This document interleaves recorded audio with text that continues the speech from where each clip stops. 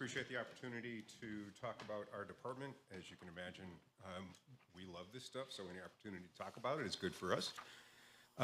We're going to roll two into one, if that's okay with you. So technically in the budget there are separate budgets for business development and neighborhood development as one, and planning and sustainability new in last year's budget as two. And so we'll roll through neighborhood and business development and then switch out, I'm Commissioner Michael Collins, switch out Deputy Commissioner Michelle Stefanski and Deputy Commissioner Eric Ennis with Deputy Commissioner of Planning and Sustainability Owen Kearney, if that works for you all. Owen or Eric? So we'll do Everybody? Neighborhood development and business development first, and then planning and sustainability with Owen second. Okay. Is that okay? Depending on time, yes. Yeah. Okay. Great. So quick overview to start with. So the simplest way that I explain the department to people that are not familiar with local government is if you live, work, or own a business in the city of Syracuse and you're going to do business and you're going to interact with government, it's most likely going to be with a division of neighborhood and business development. We pretty much have it covered for the majority of the constituent services and business support work that we would want to touch on. So within that, we've got the neighborhood, and the budget that's in front of us right now is going to be the neighborhood development department, business development department, and some of the overarching administrative support that covers both, and also interacts and flows freely with our division of code enforcement, which also has permitting and zoning in it as well. So with that brief introduction, I'm going to turn it over to Eric Ennis to talk about business development. All right. Well, good morning, councilors. So just specifically speaking to the business development side of the department, just wanted to go over really just the overall operations of business development and just what some of the major pillars are of the work that we do on our side, and we'll be able to speak to the activity indicators as well that were included in the budget. The first one is that overall, the business development team is directly involved in really working with a wide spectrum of different stakeholders and constituents. This is everything from the smallest of entrepreneurs that really have an idea to launch a business or grow a business here in the city of Syracuse, all the way up to some of our largest employers, corporate entities, major stakeholders within neighborhoods. And so we work with the entire gamut. And so we do that in a number of different ways. One of the major and primary ones is financial assistance that, and some of the tools in our toolbox, if you will, that we have within neighborhood and business development, primarily through our public authorities. So there's going to be a little bit of alphabet soup, but I will try to go through that pretty straightforward, in a straightforward way. The first one is going to be loan and financial assistance to small businesses through SEDCO, which stands for the Syracuse Economic Development Corporation. Now that is the city's revolving loan fund, so we have the ability to provide low interest financing to support entrepreneurs and small businesses, and in some cases real estate development activity that's taking place throughout the city. We have a board of directors that's directly a part of all of our loan underwriting that staff performs, and we've had another very, very busy year, which we'll talk about in the indicators in terms of business activity and loan activity with SEDCO. Another public authority that we operate is SIDA, the Syracuse Industrial Development Agency. So that is a state-authorized industrial development agency. These are located throughout the state of New York. The county has one as well, where we're able to provide to larger scale real estate economic development projects, tax abatements to support and ultimately getting these projects off the ground. That's in the form of sales tax exemptions, mortgage recording tax exemptions, in some cases property tax exemptions through a payment in lieu of taxes or a pilot. So both SEDCO and SIDA are staffed within the business development team. They're separate entities from the city, but we all of the management and the operations are housed within NBD. The other thing that we do is a tremendous amount of work with the real estate development community and really advancing real estate development projects, and we also do that in a number of different ways. I work very closely with Deputy Commissioner Jake Dishaw, the zoning office, as well as the city permit office, because oftentimes some of the same constituents and stakeholders that we're working with are navigating the permitting and zoning process. And so oftentimes our staff are involved in those projects and helping really facilitate and working closely with zoning and permitting to get those projects over the finish line. In addition, there's many projects that we directly, through different, whether it was the ARPA programs that we've been running over the last 2 years, where we may be directly making investments in these projects, we also want to make sure that we are streamlining and working to make sure they're having the smoothest experience possible when they're navigating the approval process and ultimately getting those projects completed. Over the last year or so, as we've continued to see inflationary interest rates and the rising cost of construction, we've been able to work closely with developers and with property owners that are dealing with some of those higher costs than they anticipated when they may have first started a project. Another piece that we're directly involved with is really a lot of strategic planning. So one of the things that we have really put a lot of effort and energy into is in recent years, we have seen a tremendous amount of investment, activity, and growth within downtown Syracuse, but we want to make sure that that same vibrancy and vitality and investment is taking place in our business corridors. So one of the things that we've also done is where we have opportunities, and I use the term strategic planning because when there are investment opportunities or state programs that we can directly tie into our neighborhood business corridors, we want to be able to leverage those. A good example is the Downtown Revitalization Initiative. That was a $10 million competition. The city of Syracuse was able to win ultimately that competitive grant program. We've been directly targeting the West Onondaga corridor as well as the South Ave business corridor. And so we want to see, and there's a number of different projects in the pipeline. We're beginning to see the fruit of all of that labor in those neighborhoods and in those corridors. But other programs such as Restore New York, that is one where we had directly been a part of on the north side, the Grant Boulevard corridor and part of Butternut, and really being able to leverage and invest in marquee projects like the Maria Regina campus redevelopment. So really continuing to invest and continuing to focus on where we can invest resources, where we have them within our neighborhood business corridors. And a lot of that was part of a study that the NBD had commissioned and the city was working on that was really focusing on market opportunities and greater activity within our neighborhood business corridor. So again, that growth, that vibrancy within downtown, which we still remain committed to. We want downtown to continue its revitalization, but we also want to make sure that our neighborhood business corridors are directly benefiting from that growth as well.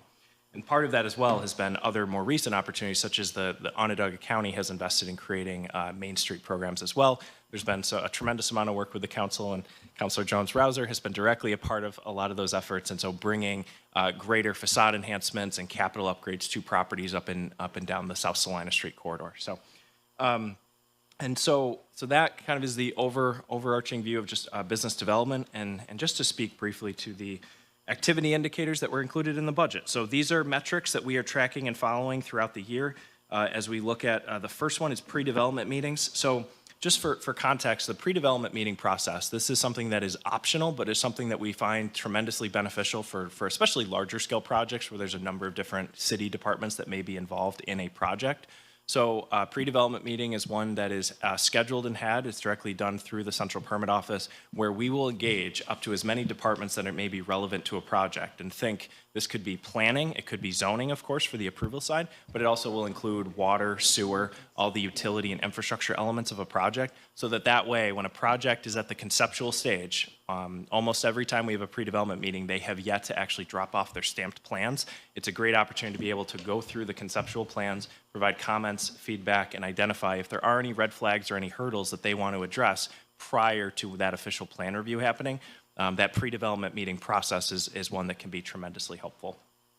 That is still, again, a first step, and not every project has to go through the pre-development process, but it's just one that we strongly encourage, particularly if it's a larger scale project that will involve numerous city departments.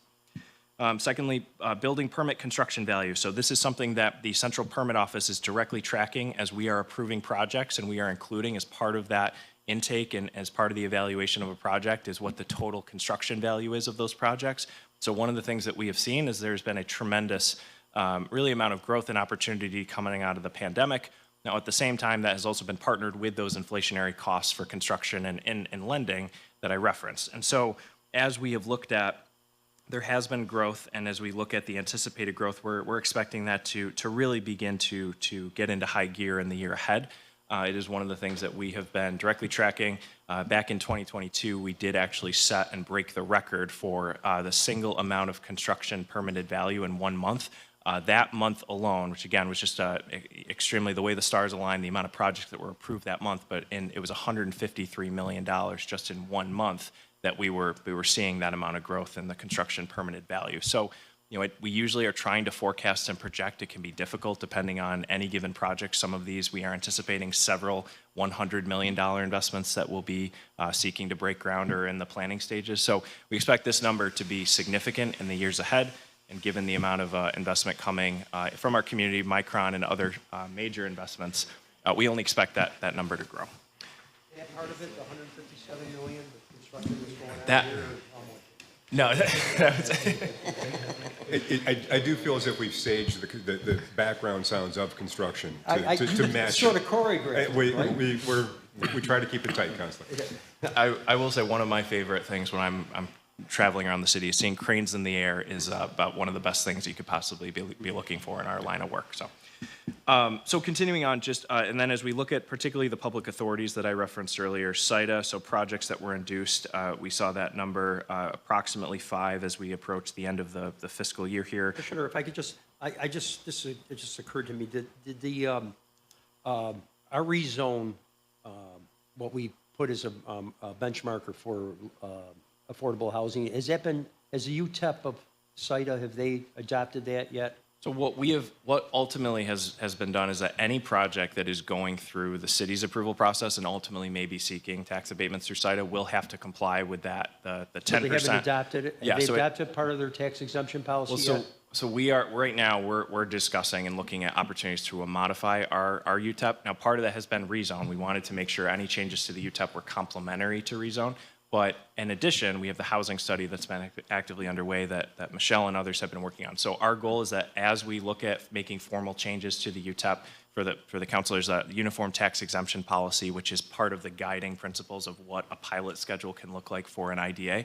But our goal that as we look at those changes, it's going to be complementary to both the housing study and to rezone. Now, that being said, though, rezone has passed, meaning every project that has 20 or more multifamily housing units already has to comply with that affordability threshold. I think, but a nudge from UTEP CIDA probably sure. would help a lot. Well, and I And I will- think we're all aligned that that's got to happen, correct? Yes, I well, mean, absolutely. And the same thing is that a project, in order to be working with us and also if they are seeking to have permits from the city and zoning approvals, they're going to have to reach those thresholds and make sure affordability is included there. And the developers that we are talking to that are planning these projects are fully aware of that, and we raise that with them directly, so. Sorry to interrupt you. No, that's, So Counselor, just to expand on that for just a minute. So there's been kind of a constant evaluation of of the UTEP policy.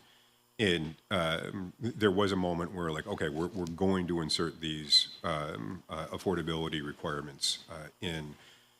Around the same time, it was when we were deciding to launch the full housing study, and with the and then also looking at the requirements that we're putting within our new zoning policy that have been adopted. So so we held off on having that within the UTEP so that it could be another truly supporting tool rather than one that the other more broad requirements were reacting to. And that's why right now what we're looking at is we finalize the housing strategy work that you and Councilor Jones Hauser and others have been a big part of.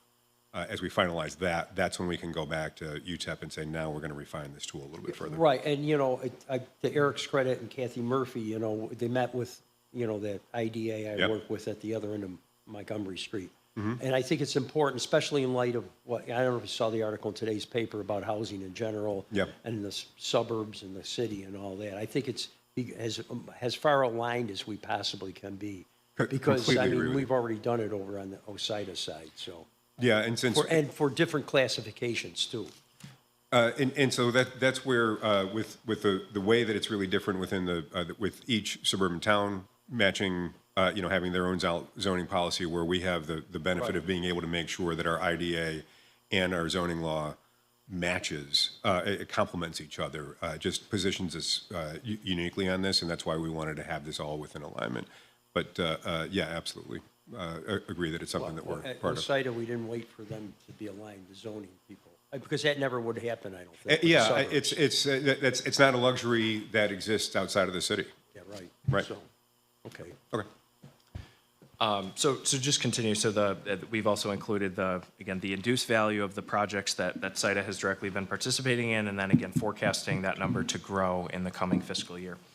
So moving to SEDCO, and again, that revolving loan fund operation that we house within NBD, a tremendous amount of activity. You know, we've seen at the time, and there was a significant investment within ARPA funds to be able to do several small business lending programs. That activity is down from its record levels and peak of last year, but we're also anticipating that number to grow. Again, as we look at the next fiscal year, there's going to be newer programs. SEDCO was able to be successful in receiving funding from both the EPA to develop a new brownfield revolving loan fund. It's one that we're very excited about, and particularly partnering with the land bank, because there's a tremendous amount of properties that, while owned and operated and are owned by the land bank and have been foreclosed, there's still a significant amount of contamination that it remains a hurdle for the private market to be able to invest in those sites. And so that revolving loan fund will be able to directly support, particularly in our neighborhood business corridors, thinking of sites like old gas stations, former dry cleaners, and other contaminated sites. And so a significant amount of investment there, and then New York State is also investing directly within SEDCO to continue its lending activities. So we're both excited about that, but also planning and building for the additional capacity that will be a big part of SEDCO's activity this year. But the other thing is just to speak to just the tremendous amount of effort that we've put in to make sure that there is a diverse amount of individuals and businesses represented in terms of who is taking advantage of SEDCO lending. Over the last year and a half, as we have been doing the ARPA lending programs, we've exceeded 140 different borrowers and recipients that have been part of these programs. More than half of those have been disadvantaged individuals, disadvantaged business owners, whether that is women, minority, Black, Indigenous, and people of color. And so part of that has been, and this has been a great working relationship with the council, has been directly spreading, getting out the word. We've been doing a lot of both in-person technical assistance sessions. We were able to work directly with Councilor Caldwell to have when we launched the program, an in-person session where we walked through how to apply to our different programs, particularly with SEDCO and financing, and how to avail themselves of those. We've done webinars, and we both posted those recordings as well as done live webinars to answer questions. But that way, anyone that would want to, at their leisure or at their convenience, walk through and watch a video on how to apply. And then also our staff have continuously made ourselves available for anyone that is applying to take advantage of those programs and resources. So we wanted to make sure that there was diverse representation for the people that were able to benefit from these programs. And just to, again, speak to, we've got the total value of the loans that have gone through that closing process and are now directly benefiting. We've invested in everything from real estate and capital upgrades throughout the city, but even to if a business is looking for new machinery, equipment, if they're looking to grow their output, SEDCO is a great tool to be able to do that. So. With those loans, do the interest rate, does the city set their own interest rate depending on what? We do, yeah. So that's set within the board of directors within SEDCO. I will say one of the things is that we always want to make sure that as part of our underwriting process, that we are working with borrowers and making sure that the loans and terms and conditions are one that are going to benefit that owner. So we don't do variable rates, so we do not do anything that's going to adjust as rates are rising, so they're fixed rates. We also will then look at interest-only periods to make sure that there's a runway for businesses that need to be able to set themselves up for success before they start making principal payments. So we've built in quite a bit of flexibility, because the other thing I should mention is oftentimes SEDCO is working with the businesses that are unable to access the traditional lending market. And so oftentimes if we are the lender of last resort and we are comfortable being in that position because of the fact that we are trying to get these projects, particularly in areas that have been turned away by banks traditionally in the past. And so that's where we try to use SEDCO strategically. So Eric, can I go back to SIDA for a minute? Sure. You've got a $135 million project induction value. I don't have a lot of context, but that seems good, right? Relatively speaking, yes. Yeah. So, what I'm thinking about is our deficit and being able to generate revenue based upon that $135 million. Sure. Are we going to see any income? Like, what's our ratio of, tax money coming in compared to tax abatements going out? Sure. So it's a very good question. We do a tremendous amount of work with the Department of Assessment. Matt Oj is one of my closest colleagues on the side of when we're looking at the property tax impacts and implications of SIDA projects. What I will say is that, so we were referencing earlier that uniform tax exemption policy, really what determines whether it is a 10-year pilot or looking at the 15-year pilot period. And so we have a number of projects that have actually come off of their pilot schedule, meaning they are going back into full taxation. And it is at the taxation level of the finished product, and the finished product that ultimately was not going to be economically feasible without these abatements. So we've had a number of projects come on back onto the tax rolls, and those pilots have expired. So we're seeing the fruit of, again, sometimes these are 10 or 15-year-old projects. But one of the things included within the budget was the fact that we are seeing property tax assessed values rising, and the revenue generated from that $7.3 million. A tremendous amount of work from the Department of Finance goes in to be collecting those tax bills and assessment for all the work that they do. But I would tend to believe that neighborhood and business development and the work that has been happening has been growing those tax values as well, and property tax values. It is one of the elements that we are always looking at carefully in terms of being able to look at a project, looking at the terms, looking at what that pilot will entail. But in so many different examples, projects that ultimately would not have been able to even get off the ground to do the finished value of what that project is at the end goal.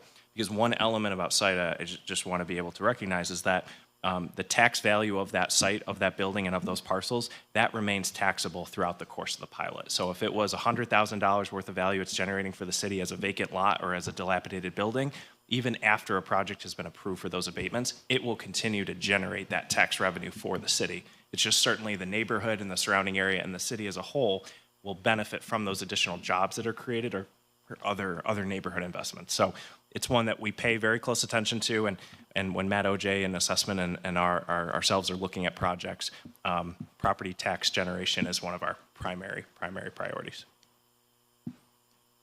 Just going back to the loans for 1 second, and this is just for me personally, I guess, but what, as far as some smaller business owners, what hurdles have you ran into? What are the most common? Maybe that could be just one thing that would hinder a small slur business from getting one. It is a very good question. I think the one that is most prevalent that I see is when we're working with entrepreneurs who do not necessarily have the sophistication of tracking their interim financials before they get their taxes done. So the first one that comes to mind is we'll ask, do you have interim financials like a cash flow statement or a profit and loss? Now, oftentimes businesses that we're working with are really good about working with their accountant at the end of the year, and we're right in the thick of tax season at the moment. But whether it's using QuickBooks or another different software, we oftentimes have had to really provide technical assistance and try to help assist with putting together those cash flow statements, profit and loss. And so we never want to put up barriers that will stop someone from receiving assistance, but it is one of the things where we just want to get a really good sense of what actually are they generating in sales and what are their costs to make sure that they have a handle on these things too. And it's part of the financial literacy. There's examples where we've referred applicants to the Financial Empowerment Center. Now, the FEC is for individuals and for households, not for business financials. But one of the things is that it helps these individuals actually better understand financial accounting, and they can apply that to their business. And the last thing is we refer oftentimes to third party, like the Small Business Development Center does an incredible amount of work. That's a free service that entrepreneurs can take advantage of. SCORE, the SCORE chapter here in Syracuse, the Center State CEO has had their Upstart program. So oftentimes what we're doing is we're referring and working with those partners so that they are getting direct small business advisement to be able to grow their business and address those kind of hurdles that we're talking about. Maybe they're not familiar with those interim financials or they have an active QuickBooks account. I also think, to your point, that you help them start thinking strategically on how to move forward. As I've been sitting with them, as you know, and with Vaughn, we have been submitting a few of those SEDCO grants through the corridors of the South Ave and Western Ondaga, and that's exactly the problems that we see when we sit with them to try to get that package together. It's not so much the application; it's building the package. What's the problem? And that's where they become super efficient in helping and assisting our constituents. Yeah, so thank you for that. Yeah. One of the things is, SEDCO is an economic development tool, right? And it looks most like a bank that is not as conservative as a traditional lender, or even as conservative as a co-op. When you look at it, though, it is actually one of the tools that we have to grow businesses in Syracuse. So its main purpose is not to be able to grow itself. Its main purpose is to be able to grow our city. And that's really where the economic development part of it comes in. It's just a fantastic tool that way. And I appreciate the way that you both have seen it up close in different ways. I have a question. how do you, NBD, promote it? There must be businesses throughout the city that don't know you exist. Do you approach these new businesses? Do you go into a store like a Lombardi or someplace, hey, you know what? We have these investments for you. Yeah, so and some of the team is with us here. There's a variety of different ways in which we look to do constituent services.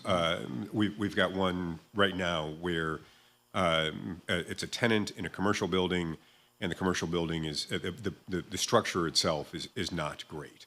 So code enforcement made us aware of it. The business team is now engaging directly, just reaching right out to the business owner that's a tenant and saying, hey, look, recognize that you're in a sticky situation. So here are the resources that we can offer to you. And that's and it's all of the ones that Eric's mentioned, and as well as a few other resources. The one of the things that the team is super excited about is created a BIPOC developer summit for people of color and women that are looking to get in to become property developers. It is one of the most exclusively white areas of business in the nation. And we've had 2 summits now, and we're really looking to make sure that for all the growth that happens within the city of Syracuse, as much of the profit that's made off of that and the wealth that's generated off of that stays right here, from developer to general contractor to the person that's doing the labor. And we've had, not only do we have great turnout locally, but we have people from across the state, because there's just nothing else like it. And so things like, not only do we have great turnout, so we know the outreach worked really well, but that's also when we say, and here, here's what the IDA can do for you. Here's what SEDCO can do for you. Okay, because look at the North Salina Street Business Corridor. Mm-hmm. It is so diverse. Isn't it? It is, Yeah. I go into the African halal store. Yeah. A lot of these businesses, and the buildings are very old. And, we have to reach out to them. Mm-hmm. And then go back what you were saying earlier about contaminated buildings, gas stations, dry cleaners are still here. I mean, somebody might want to develop that area. So are you willing to help them, and maybe through getting these areas cleared up? In every way possible. Okay. Absolutely. And we've really doubled down on those efforts. And so part of one of the things I mentioned was the referrals, which can be a two-way street, right? We're referring out to partners working on business plans that maybe we don't have that expertise. But when we think about the groups, like I'll just point, the Northeast Holly Development Association and NEDA, they were directly going door to door within the North Salina, Butternut, and those Holly Greens areas. Our staff directly also meeting with those same entrepreneurs. So we saw a tremendous amount of North Side, but also throughout the whole city, taking advantage of these programs, and that will only continue. So much of it is relationship driven, but also the referrals. So that I used to joke, or I still say, previously people didn't even know how to spell SEDCO, let alone apply for a loan from us. Now I think we're building back and we're pushing back on that narrative, but really making sure people are aware of the fact that we exist. We have a lot of contaminated areas. We do. Hiawatha Boulevard, there's potential there, but Yep. unfortunately, you still have cars there, green cars still there, hanging around, and there's homes there. So that's a lot of potential, but there needs to be a lot of cleanup, a lot of contamination. Sure. All right, thank you. So my side, I want to turn it back over to Michelle. So, but thank you for your questions. Thanks, everyone. Good morning. So a lot of the work that we do within the Division of Neighborhood Development is very similar and complementary to a lot of the things that you heard Eric talk about on the economic development side. Really, a lot of what we're looking at is promoting and preserving quality, safe, affordable housing within the community, making sure that we're focusing on building family wealth and promoting economic inclusion, and creating vibrant and resilient neighborhoods. So those are all kind of the goals that we've identified within our 5-year consolidated planning process, which is a function of a lot of the funds that we typically use to kind of implement programming. So those largely coming from the U.S. Department of Housing and Urban Development. So our federal entitlement block grant program, so your community development block grant, which can be designed to serve a variety of needs kind of as identified by each individual community. Home Partnership Program, which focuses on housing new construction and rehabilitation programs. So really kind of the infrastructure piece of it. And then the Emergency Solutions Grant, which is focused specifically on homelessness reduction. And those funding programs are kind of identified in collaboration with the regional continuum of care. We also do a variety of different grant funds and kind of programming that's facilitated through other state and local fund sources that become available at different points in time. So often as pilots come up for different types of needs that have been identified, an example of that being kind of the city's rise, when there was a lot of focus on what needed to be done to kind of mitigate the impact of the housing crisis, the mortgage crisis in the early 2000s. One of those things being kind of helping communities invest in additional infrastructure around code enforcement and outreach related housing needs. The neighborhood planning team and our neighborhood grants team are really active in helping to secure some of those specialized funds and then implementing programs to help serve some of those needs. Lead hazard remediation being another federal grant that we're looking to do a lot of kind of funding the work to eliminate those hazards within our aging housing stock, and a handful of others kind of as they become available. A lot of our work is really kind of segmented out. We have kind of three divisions that we focus on within the neighborhood development umbrella. So I spoke about the neighborhood grants team. So they're really focused on kind of managing the administration and compliance of that work in terms of what our obligations are to the various kind of federal and state entities that are administering the funds directly to the city. And they're also kind of the primary points of contact that are out working with the different agencies that are receiving funding. So doing the monitoring that we're obligated to do, but also just really acting as kind of a strong technical assistance support for the various agencies as they're working through kind of implementation and working on the ground to implement programs that are realizing those objectives. Our housing and neighborhood planning team is supports the work of the department in a lot of different ways. I think can be best categorized as different types of program operational support. So thinking about things that we do, largely we're not doing our own programming within neighborhood development at the city, but there are a couple ways that our team is very involved in kind of driving some of the work. So where we see a lot of that is on the foreclosure prevention outreach side as it pertains to the tax delinquency process. So a lot of door-to-door outreach, making sure that we can preserve access to homeownership as much as we possibly can through those programs, and then making sure that we're able to kind of facilitate the process of getting properties back into productive use when we need to. They do a lot of outreach in terms of kind of constituent engagement, so staffing neighborhood meetings, making sure that we have kind of consistent points of contact for those various needs that come up. We know that every neighborhood needs something, and all of those needs are different depending on where you're at. And so by kind of having a consistent staffing presence, we're able to even better align and adapt to programming needs and challenges kind of as they come up, and make sure that what we're funding is conducive to the needs that we're hearing kind of throughout the community. East Adams redevelopment is another kind of major component of housing. So housing in all of its forms, that being one example of a big geographic project. Neighborhood planning is also really heavily involved in some of the more housing kind of strategic planning projects that we have going on. So we mentioned earlier the citywide housing market study and subsequent strategy work that we've been working on. Camon's team's super involved in a lot of that work as well. And then the last kind of pillar being data and evaluation. So our data team is a small but mighty force that supports the entirety of neighborhood and business development, as well as the Division of Code Enforcement. So they're doing a lot of work on kind of data analysis and mapping that helps us kind of identify and optimize how we're distributing our resources in regards to staffing, in regards to maybe where we need to distribute resources for funding. To support different housing and neighborhood objectives. And then they also do a lot of really important work, I think, as it pertains to kind of the intersection of process and how we need to make sure that we're capturing the data to kind of do those insights effectively, and making sure that our systems and internal kind of the ways that we work between different staffs are conducive to kind of how we need to be documenting and reporting, and that we can work as effectively and efficiently as we can.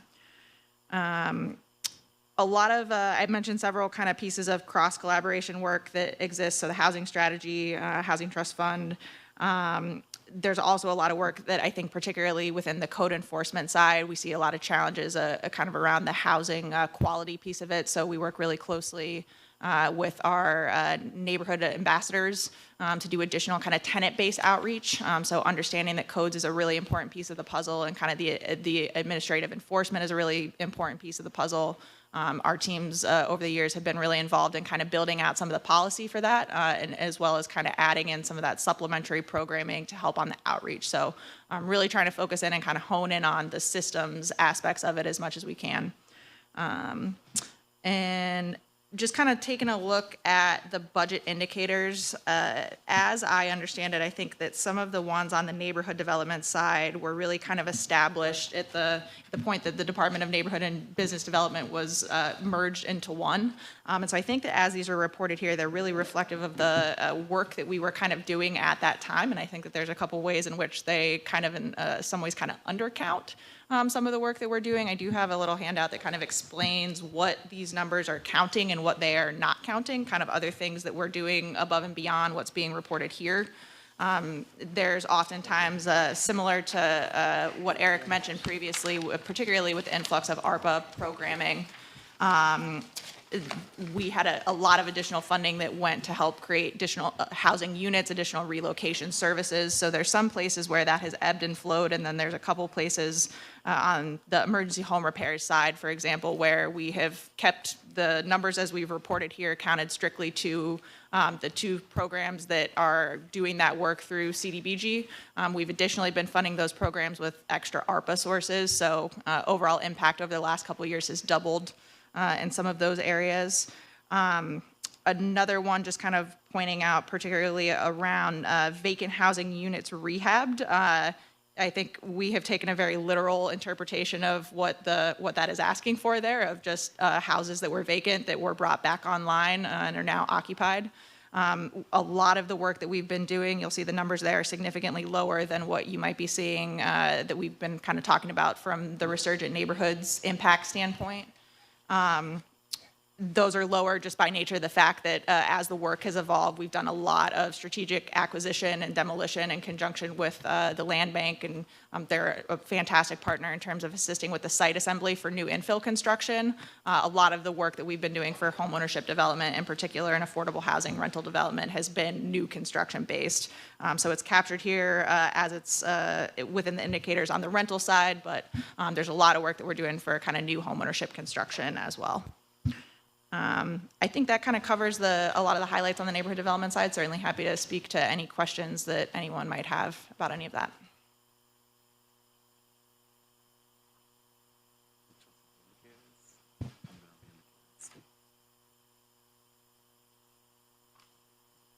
No, let me start getting into codes. I got more questions. I guess, are we going to transition to codes? Or where? So codes has its own hearing next week. So planning and sustainability is what I was thinking we would roll Gotcha. into next, if we've answered all I the think questions. a lot of us are knee-deep in this anyways. I you know, agree. with just Michelle, and we appreciate you including us, especially the CDBG, with the Housing Task Force and all that. I think we're all sort of aligned together on what we needs to be done, and we recognize the daunting prospect of trying to complete what we need to complete. I did want to ask, I noticed the mayor's address that I didn't really, wasn't aware of it, but we're going to add a couple $1 million into the Housing Trust Fund. So there's $2 million proposed within the budget that will to give us support the Housing 7? Trust Fund.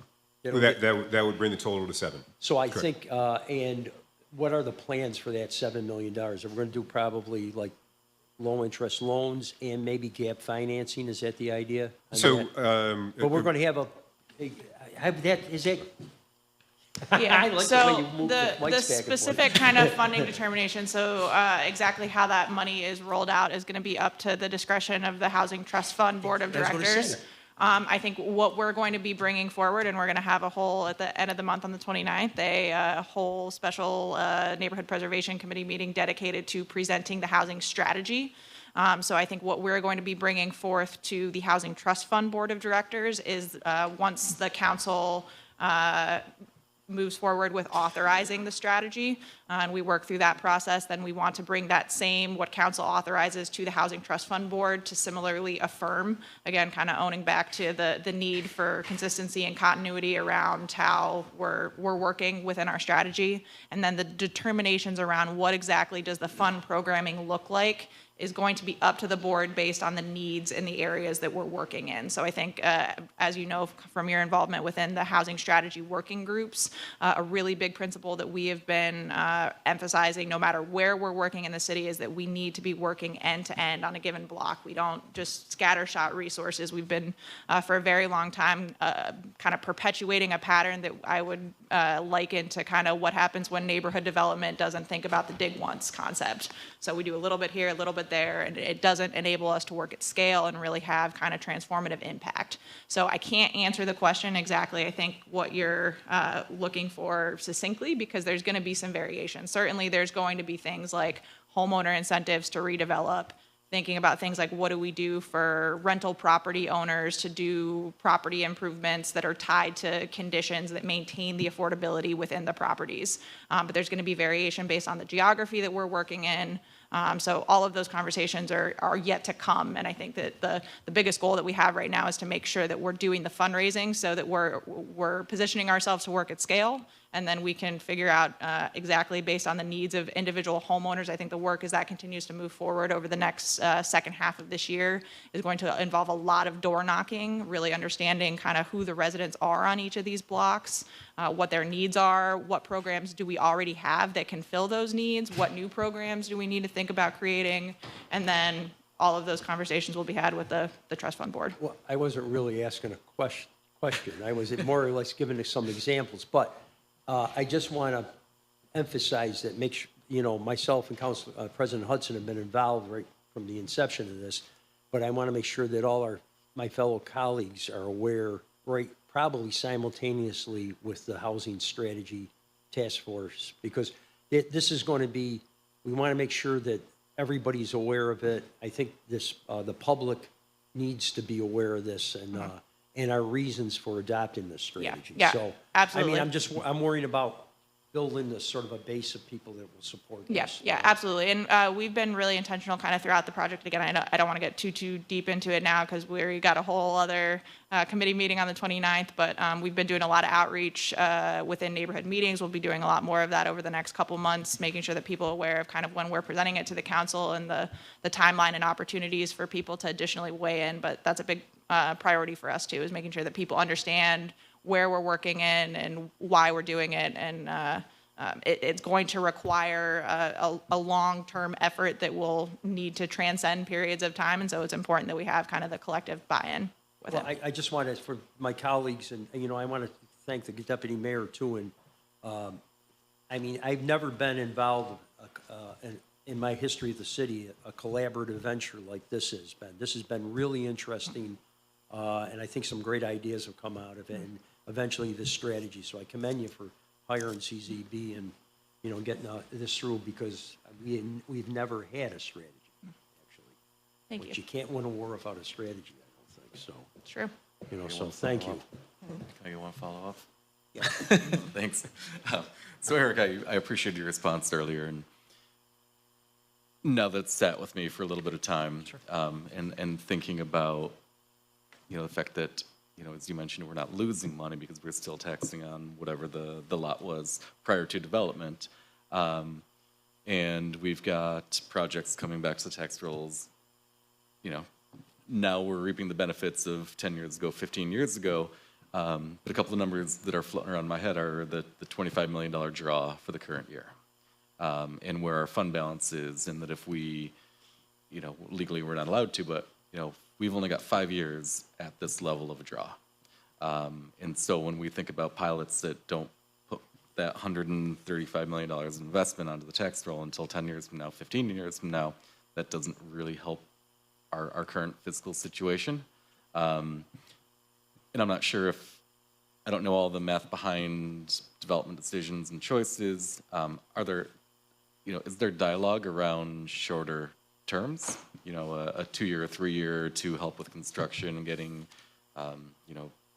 occupancy up to 100% and then bring it back on? Or, how does that decision-making process occur? Yeah, so appreciate the question.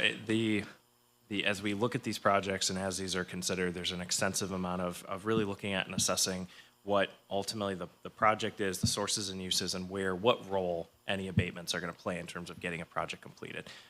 Part of the discussion that we were getting into earlier around the UTEP is that, I will say one thing, is that it's a schedule that slowly but surely escalates, and year over year there is a gradual increase in the amount of revenue being generated from a property tax perspective. That's one of the opportunities that we're looking at, and it was just the exercise the county recently completed, is that are there additional ways to optimize that? And I think it's making sure that there's a balance of looking at how to best generate more property tax revenue for the city, and also what is going to ensure and set up a project for success. And one of the examples that I would just give in terms of the redevelopment of the Hotel Syracuse into the Marriott Syracuse downtown, that was, for so many ways, when we approached that project, it was completely underwater without the level of subsidy to be able to take a project like that. When it closed in 2004, and then the amount of degradation that building saw, is that it truly took what were the resources that we could bring to bear ultimately, the tax abatements being one of them. SIDA actually had to play an additional role by pursuing eminent domain, but where we have this authority to be able to be a tool, and that's exactly how we look at it. If you were to look at now, one, the property is fully functional, but it's also a successful part of the anchor of downtown and the southern portion of downtown's revitalization. Without the ability to bring those abatements to bear, that hotel may still very, very likely be vacant to this day. And so I think that there's a lot of thought, but also a lot of careful, judicious analysis to really say, like, how do we make sure the project is getting across the finish line? That exercise I mentioned earlier, it might be a $100,000 site that's generating right now $100,000, a 10 million or 20 million or sometimes higher investment to that degree will then reap benefits, and it's part of course, the forecasting of what is that revenue going to look like for the city in 5 years. So from an optimization standpoint, it is always something that we will continue to look at, and it's part of the exercise with the UTEP as we speak.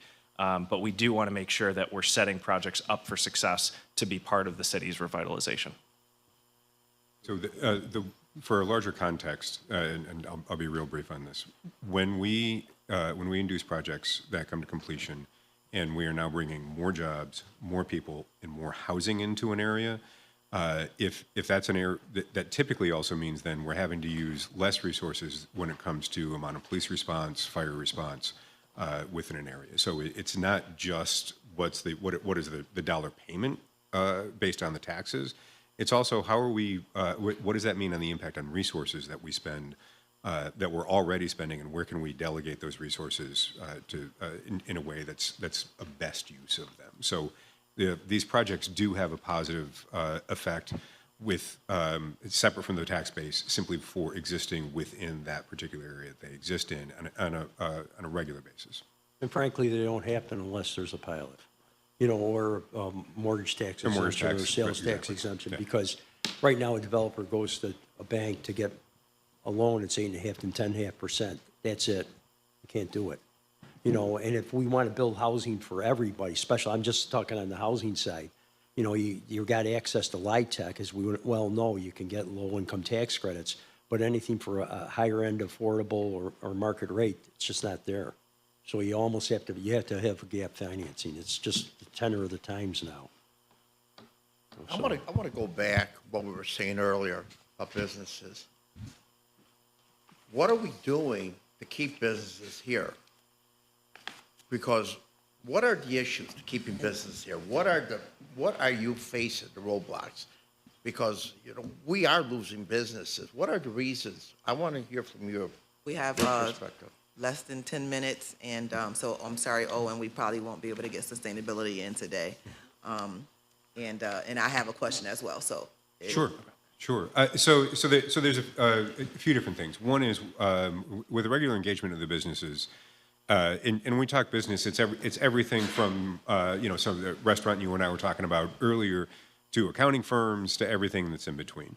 So understanding what their needs are within the industry, understanding what their needs are if they're brick and mortar within the area in which they're placed, understanding their workforce development needs or workforce needs. Who do they look to hire? Who do they need to hire?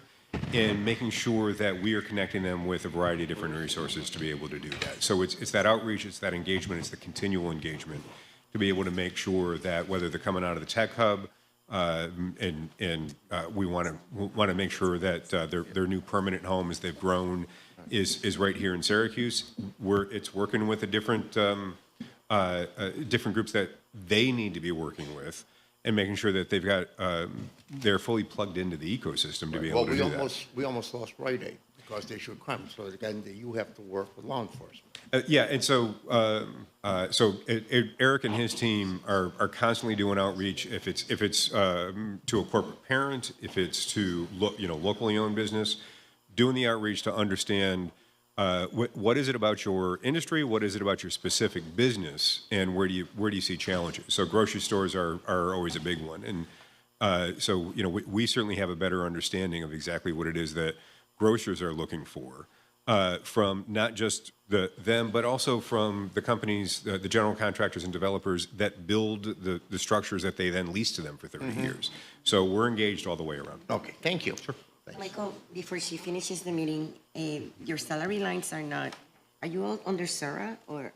So the majority, if not all of the positions between Eric's team, Michelle's team, and some of the admin are on SURA, yes. Which is that 1.4 that- contracted services. Correct. Yeah. Yep. Okay, thank you. Sure. Go ahead. Final question is, as far as DNR, what was the start? Where are we on like the second phase, or how much is left in the budget? Is there another phase? I don't know. For a downtown revitalization initiative? Okay, got it. So the program, the way the program is structured at the state level is that we had the investment, the award officially was announced, we had the 10 million. Then there was a local planning committee that was made with a wide range of stakeholders that were directly a part of projects that could apply, and then ultimately make those decisions. But the way the state program works is that at the local level, that LPC, that acronym of that group of people, then presented those recommendations to the state. The state made the final sign-off. But one of the things we built in was a facade improvement program, Main Street program, that is still actively taking applications now. And so that's part of their smaller grants, but they're directly part of both interior and exterior upgrades that are currently still accepting applications right now at this point in time for that DRI area, primarily West Onondaga and South Ave. They do have to be within the footprint of what DRI is, which is, tell them about the footprint. Yeah, it's comprised of those two corridors I referenced, but it goes extensive, the very southern edge of downtown, right near the edge of the Rescue Mission campus, down all the way to where the creek overlaps South Ave. So Hovey Street is kind of that border right there to the south. And so it's a wide-ranging area, and so we've seen a number of projects already apply for the program.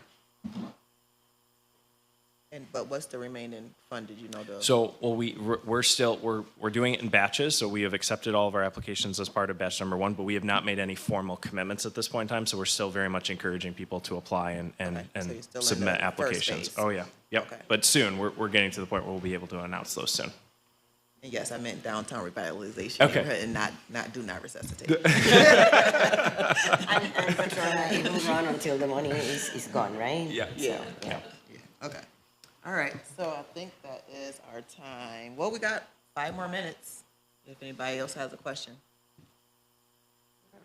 I don't want to rush Owen, so we're going to take this time. I think there's going to be lots of questions for sustainability, so I don't want to rush it in there. No, that's fine. I don't believe that there's actually a hearing scheduled for that. We'll get one. Yeah, that's fine. Okay. I don't really need the mic, but we're looking, if it's okay with you all, to kind of like squeeze Owen in at 11:30. He's okay with I it. did think that. I wasn't sure if we could do that, but I do think, because we just met our 4-4, that Land Bank won't be long at all. Yeah, so we'll, Okay. I'll go make sure that it's not recorded. Yeah. Okay, all right. All right, so we'll take a 5-minute break, and then we'll get to Land Bank and Owen at 11:30. So Owen's got detention, he has to stay, but everybody else can go back to their jobs. I'll stay with them.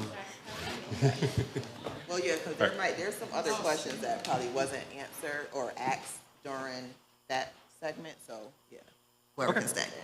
All right, so Thank you, we'll Councilman. adjourn this meeting. I need a motion to adjourn. So moved. Second. All right, so moved.